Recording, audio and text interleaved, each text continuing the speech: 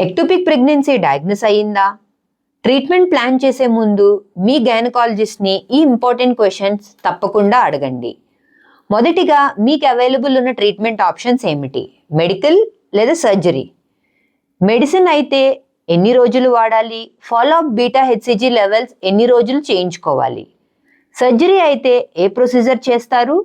Fallopian ట్యూబ్ని preserve చేస్తారా? Recovery ఎలా ఉంటుంది? ట్రీట్మెంట్ తర్వాత మళ్ళీ హెల్దీ ప్రెగ్నెన్సీ ఎన్ని రోజులకు ప్లాన్ చేసుకోవాలి? ట్రీట్మెంట్ సమయంలో ఏ కండిషన్స్ అండ్ ఏ సిమ్టమ్స్ ఉంటే ఎమర్జెన్సీగా హాస్పిటల్కి రావాలి అని తప్పకుండా అడగండి. భయపడకుండా ఇన్ఫార్మ్డ్ డెసిషన్ తీసుకోండి ట్రీట్మెంట్ గురించి. నేను మీ doctor Vasudha. Evidence based medicine and women's health కోసం నా యూట్యూబ్ అండ్ ఇన్స్టాగ్రామ్ ఛానల్ని తప్పకుండా సబ్స్క్రైబ్ అండ్ ఫాలో చేయండి. Thank you.